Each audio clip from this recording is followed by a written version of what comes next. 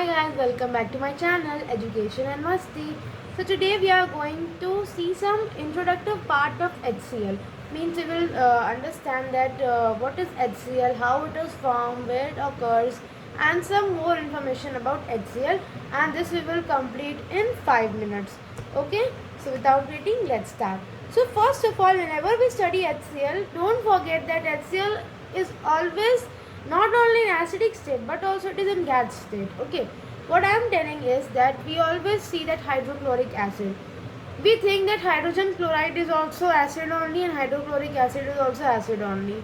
No, HCl is found both in gas state as well as in liquid state. Okay, in liquid state it is called acid and in gaseous state it called hydrogen chloride.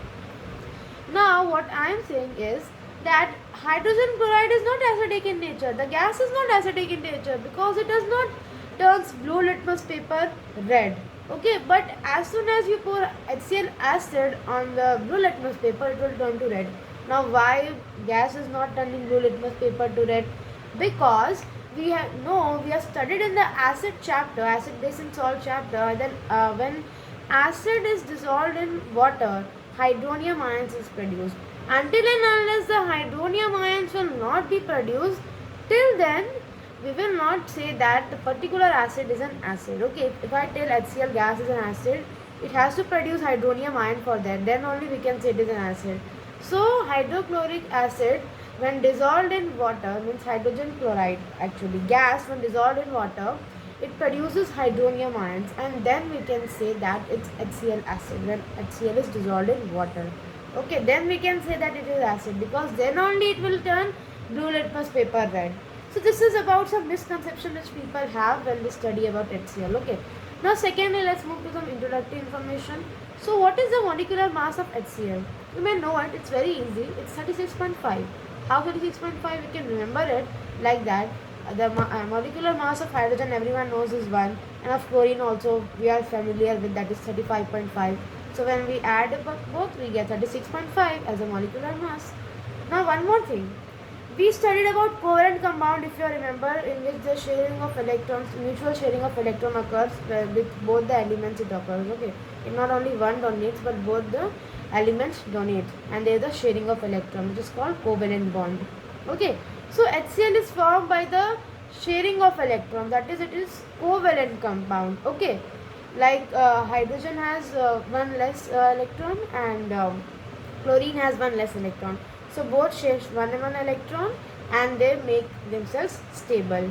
Now here we have two types of covalent compound, if you all remember. One is polar covalent compound and one is non-polar covalent compound.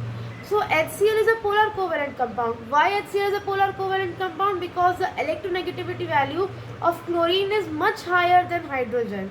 That's why it is a polar covalent compound.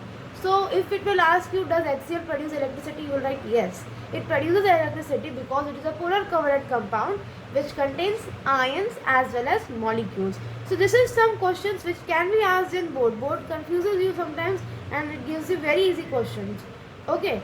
Now let us come to the occurrence of HCl. Where is HCl occurred? Now first of all, who found it out?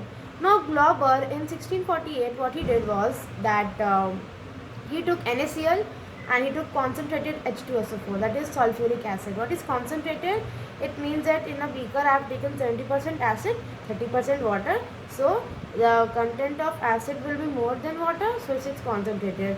But always when we take concentrated and dilute, we do it in comparison. For example, I have a beaker which has 80% of acid, 20% of water, and here I have 70% of acid and 30% of water. So 80% of acid and 20% of water will be more concentrated than the 70% acid and 30% water. So comparison we are doing. But the quantity of acid should be more than water, then only we can say it's concentrated. Okay, and then when NaCl plus H2SO4 gives us NaHSO4 plus HCl. Okay, and Lavoisier named it as muriatic acid, but again it was renamed as hydrogen chloride, that is hydrochloric acid, by Davy. Okay, now where is hydrogen chloride formed? So hydrogen chlorine gas is formed in free state in volcanic eruptions. Okay, during volcanic emissions, you will find few quantities of HCl gas there. And where is HCl acid found? It is found in your stomach. We all know, we have all studied in biology that HCl is a gastric juice which helps in digestion. So it is found in our stomach, of course.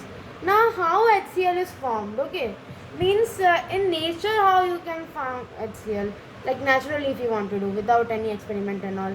Okay, so HCl, moist hydrogen, when combined with chlorine under diffused sunlight, then HCl will be formed. That is H2 plus Cl2 under diffused sunlight gives you 2HCl. Okay, now what is diffused sunlight? Diffused sunlight means it is not a direct sunlight. Okay, it's like it is coming in a house. When the sunlight is coming in a house, it is not direct, it is coming from all other reflections and all, so it's not direct. Okay, so that is diffuse sunlight, or it is coming through a window, that is diffuse sunlight. Now why diffuse sunlight and why not direct sunlight? Why cannot I take moist hydrogen and chlorine and do it in direct sunlight? Because in direct sunlight the reaction becomes explosive. Okay, it's explosive reaction it becomes. That's why it is preferred to be done in diffused sunlight. So this is how I gave you some basic information about HCl. Okay, I told I will complete in 5 minutes, but I took 6 minutes and more than that I took. So I would like to end this video now. I hope you understood everything, whatever I explained the points. So if you understood it, like this video, subscribe to my channel, click the bell icon for latest updates. Bye bye and thanks for watching.